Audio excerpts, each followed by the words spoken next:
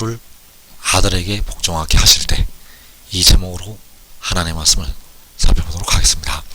하나님 아버지께서는 만물을 아들에게 이 마지막 날에 복종하게 하시게 됩니다.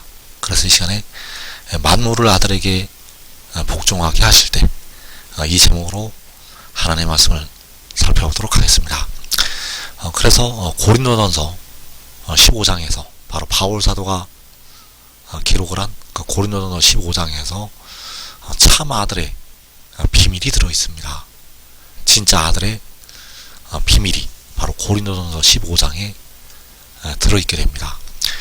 그래서 참 아들은 백성들의 몸의 속량을 담당하게 됩니다. 로마서 8장 23절에서 우리가 속으로 탄식하여 우리 몸의 속량을 기다린다고 말씀을 하고 있습니다. 그래서 참 아들이 백성들의 몸의 속전을 지불하고 백성들의 몸을 무덤에서 해방을 시키게 됩니다. 그래서 십자가를 지었던 주님께서는 본래는 만군의 여호와 아버지가 되시겠습니다.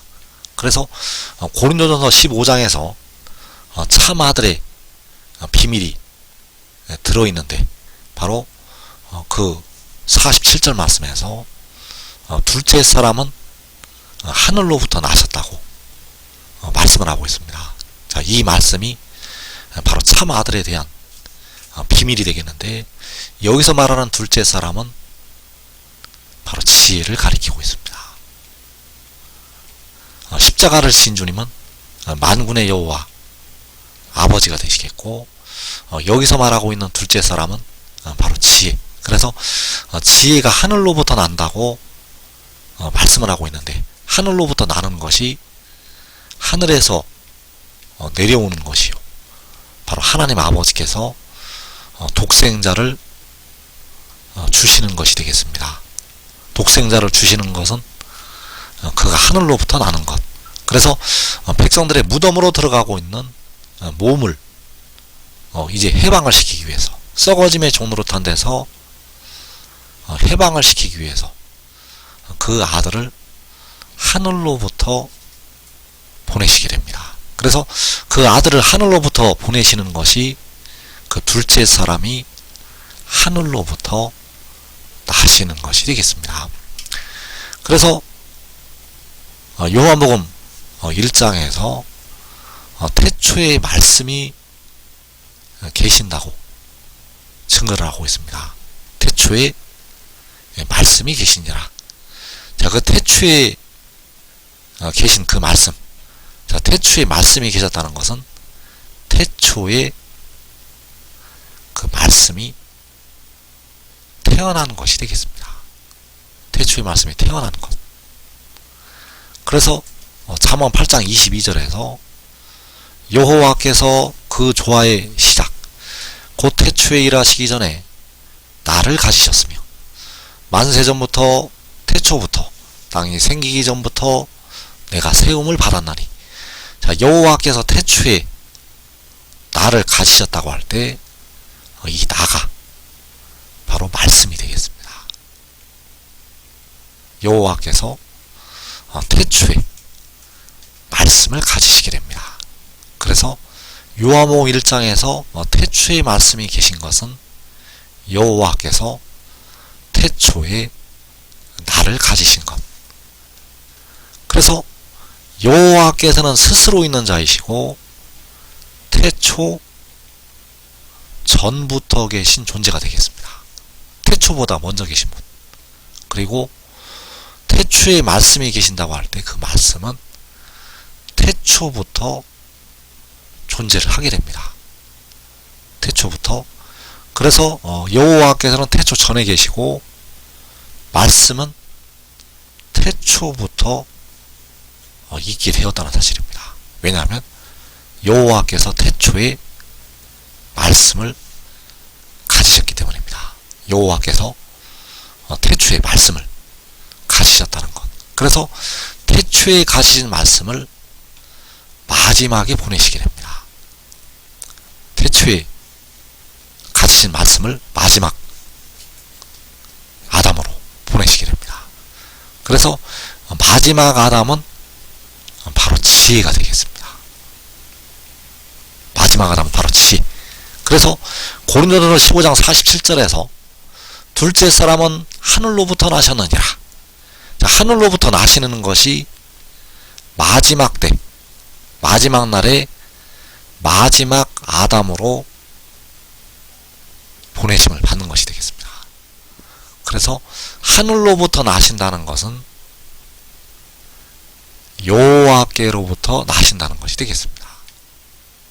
여기서 말씀한 하늘은 바로 만군의 여호와 아버지가 되시겠습니다. 하늘로부터 나신다는 것은 여호와께로부터 나시는 것. 그래서 이 일이 마지막 날에 이루어지게 됩니다. 마지막 날 백성들의 썩어짐의 종로로 타고 있는 몸을 속량하기 위해서 마지막 날에 그가 보내심을 받게 됩니다. 그래서 그 일이 바로 계시록 12장에서 하늘의 큰 이적이 되겠고 바로 여자가 아들을 낳는 것이 되겠습니다.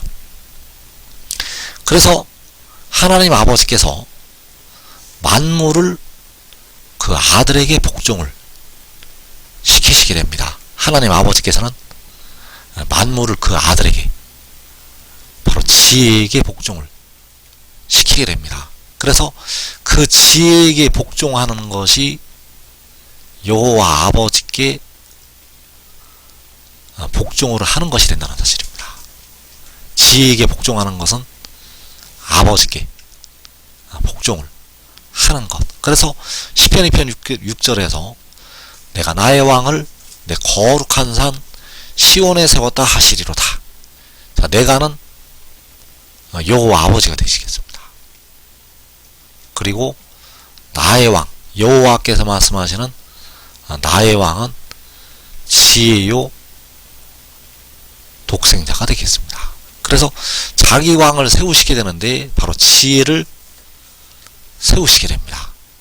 내가 나의 왕을 내 거룩한 산 시온에 세웠다 하시리로다. 자, 빌립보서 3장 21절에서 그는 만물을 자기에게 복종하게 하실 수 있는 자의 역사로 우리의 낮은 몸을 자기 영광의 몸의 형체와 같이 변하게 하시리라. 자, 우리의 낮은 몸, 우리의 썩어질 몸, 우리의 썩어짐의 종로로 타고 있는 몸, 그 몸을 자기 영광의 몸의 형체와 같이 변하게 한다고 말씀하셨습니다.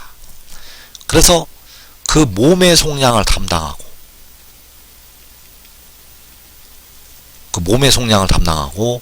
우리의 약하고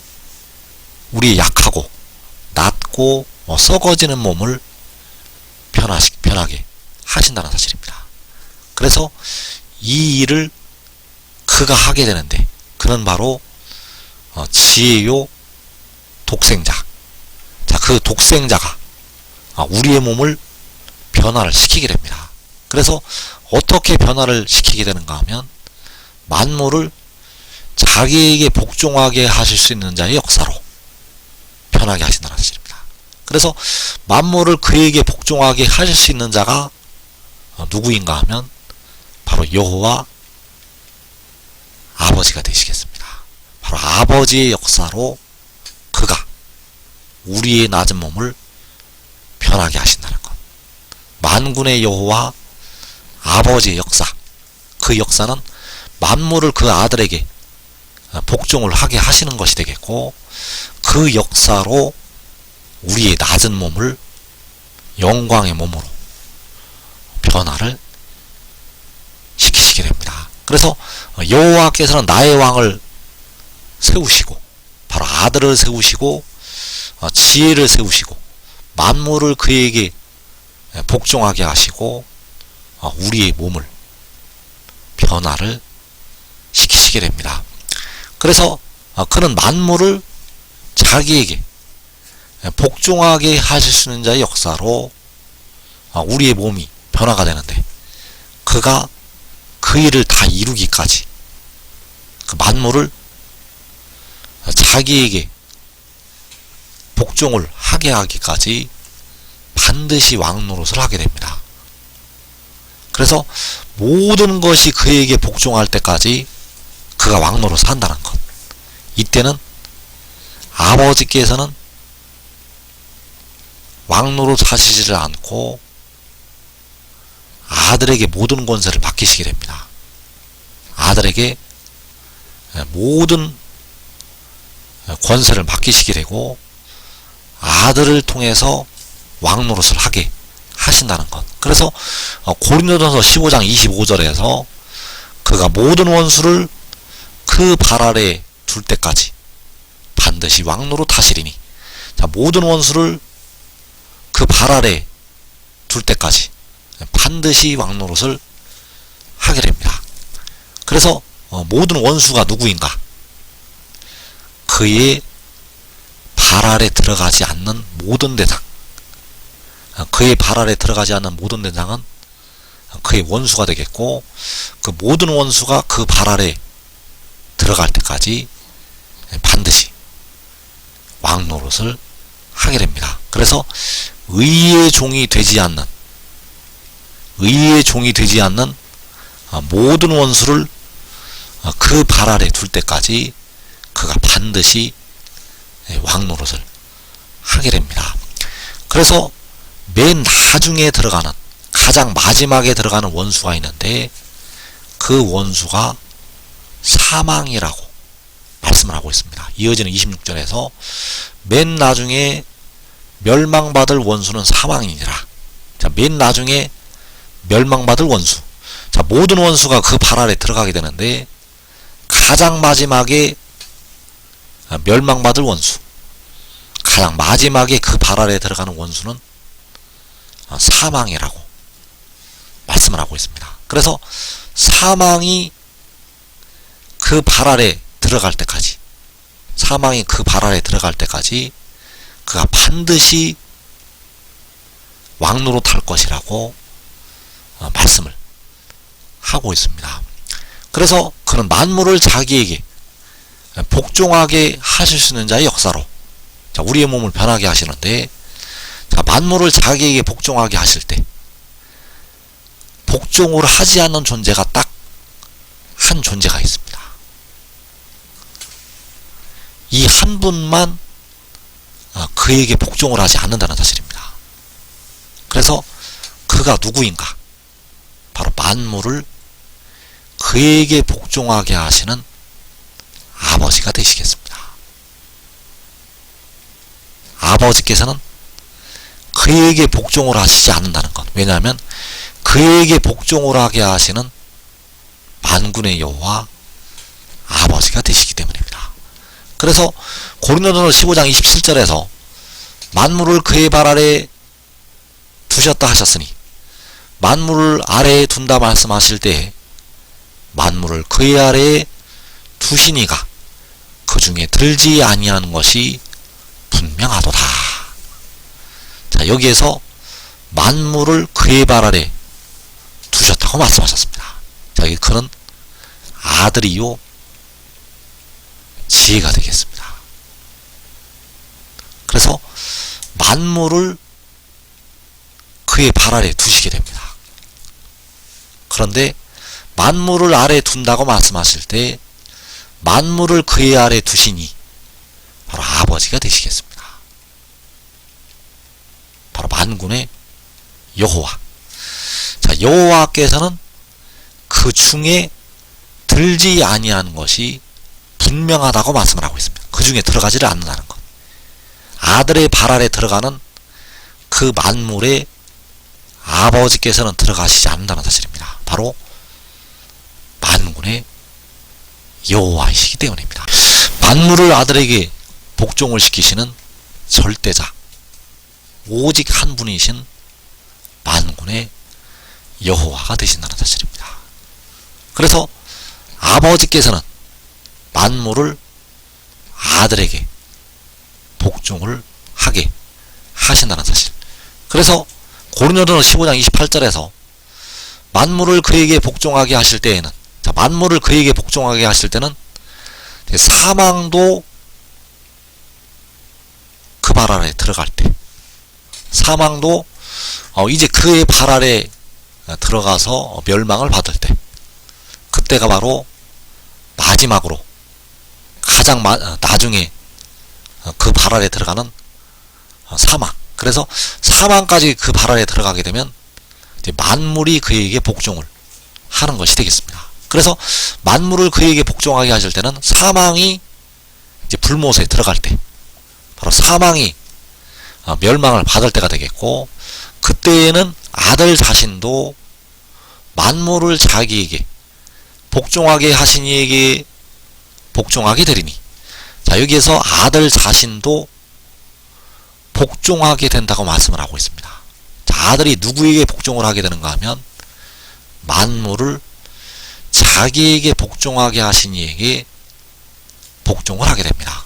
그래서 여기서 말씀하는 아들은 바로 지혜요 독생자가 되겠는데, 그 지혜가 만물을 자기에게 복종하게 하시니 바로 아버지에게, 여호와 아버지에게 복종하게 된다고 말씀을 하고 있습니다. 그래서 만물은 아들에게 복종을 하게 되고, 그 아들은 아버지에게 복종을 하게 한다는 사실입니다. 왜 그렇게 되는가 하면 하나님이 만유의 주로서 만유 안에 계시리 하심이라. 자, 하나님이 만유의 주. 자, 만유는 만물과 비슷한 뜻이 되겠고, 모든 존재하는 것이 되겠습니다. 모든 존재하는 것의 주인으로서, 바로 주로서 만유 안에, 바로 모든 존재하는 것 안에 계시기를 원하시기 때문입니다. 바로 아버지께서 그 만유 안에, 바로 그 만물 안에 주인으로서 계시기를 원하시기 때문에 아들 자신도 아버지에게, 바로 하나님 아버지에게, 만군의 여호와께 복종을 한다고 말씀을 하고 있다는 사실입니다. 그래서 만물은 아들의 발 아래 들어가게 됩니다. 만물은 그 아들에게 복종을 하게 되고, 그 아들이 아버지에게 복종을 하게 됩니다. 그래서 만물을 그 아들에게 복종하게 하실 때, 바로 사망까지 이제 그 발 아래 들어갈 때, 그 아들 자신도 아버지에게 복종하게 된다는 것을 말씀을 하고 있습니다. 그래서 여기서 아들은 지혜가 되겠고, 아버지께서는 만군의 여호와 스스로 있는 자가 되시겠습니다. 그래서 지혜는 백성들의 몸을 속량하게 됩니다. 그리고 여호와께서는 백성들의 영혼을 속량을 하셨다는 사실입니다. 그래서 십자가에서 피를 흘리신 주님은 바로 스스로 있는 자 여호와 아버지가 되시겠습니다. 그래서 아버지께서는 만물을 그 아들에게 복종을 시키시게 되고, 그 역사로 우리의 낮은 몸을 영광의 몸의 형체로, 그 아들 자신의 영광의 몸의 형체와 같이 변하게 하신다는 사실입니다. 그래서 지금 하늘의 일을 믿고 이 말씀을 증거하는 것을 따르는 순종의 종들은 자기와 자기 가족이 살아서 영생으로 들어가게 됩니다. 이제 모든 만물은 다 그 아들의 발 아래, 모든 백성은 다 그 발 아래 들어가서 복종을 하게 되고 순종을 하게 됩니다. 그래서 먼저 순종의 종이 되는 자들은 먼저 영생으로 들어가게 되고, 이 땅의 시험의 때를 면하고 많은 열매를 맺어서 하나님 아버지께서 영광을 받으시게 되겠습니다.